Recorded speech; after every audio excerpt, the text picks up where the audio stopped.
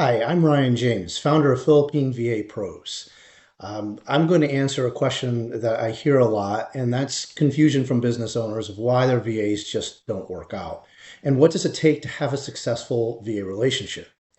Well, first off, all too many companies don't hire their VA the right way. They use an outsourcing company. They'll pay this company a significantly inflated price for a VA who maybe gets 30% of what you're paying that company and is just randomly assigned to them. These VAs have no vested interest in sticking around. They're actually paid less than the average VA, and they aren't in it for the long haul. And you want someone who is looking to grow with a company, who is going to be there for a long time. You're looking for someone who will be a dedicated, hardworking, trainable, skilled team member. Also, there are a few things you must be willing to do to make sure that once you have a talented, hardworking virtual assistant who wants to work on a long-term career, that they're going to stick with you. Most of these items apply to any new hire you bring onto your company. And I will get into some of those items in a minute. The first step is having a clear understanding of what you need from your VA and what you can provide to them in return. When using Philippine VA Pros to recruit the perfect VA for your company, we will start with a discovery call. We will spend up to an hour on a discovery call with you so that we can have a clear understanding of your business's culture, and what you're looking for. Then give us a couple of weeks to post jobs, review resumes, and conduct interviews. Once we have identified the perfect virtual assistant for you, you'll have the option of interviewing them yourself.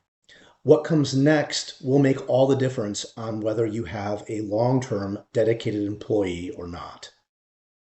You need to invest some time in them, just like you would with any regular employee that you have in your office. If you aren't able to do these things that I'm about to tell you, then we aren't going to be able to guarantee your VA will stick around, no matter how good they are. First, you need to take the time to properly onboard them. Everything should be written, and you need to make sure that they have a good understanding of what their job entails, what is expected of them, and what the resources are. Then you're going to need to train them. And any type of training, I always recommend have it in writing so they can refer back to it.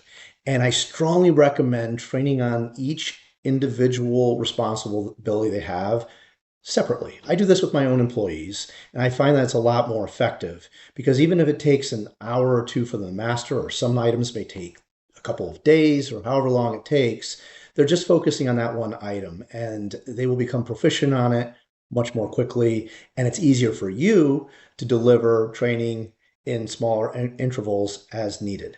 It's completely up to you how you do it. That's my suggestion. The next item is to communicate with them regularly. It is very important that they're going to be able to know what's going on, right? So you're going to communicate with them. I recommend twice a day, once in the morning, once in the evening. Do you have to do that? No. I think that even just once a day is effective. And what you're going to want to do is you're going to want to make sure that you're, first of all, opening yourself or to any challenges they may have. You're going to want to give them constructive feedback. One significant cultural difference is that they don't want to disappoint you. And you may also be a little intimidating. They tend to become intimidated by the directness of Americans. Americans are a lot more direct than Filipinos. So rather than ask them, hey, how are you doing? How's everything going?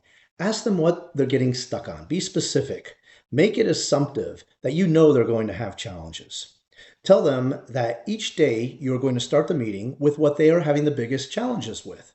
Then compliment them on what they're doing well, and then go on to the things that you need them to change. And these last two steps are going to be true with U.S. employees as well.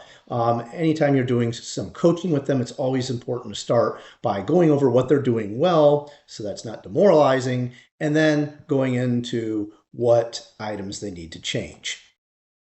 Now, to make this process easier and more productive, we're going to have a brief form that both you and your VA fill out once a week. This is designed to help us uncover any challenges that may not be being uncovered during your virtual sessions. The goal is to make sure that you and your VA are a good fit for you, for each other, and your VA is going to stay with you for the long haul. Treat them like a valuable member of your team, just like you would with any employee you hire. And that is going to make a huge difference in retaining a virtual assistant.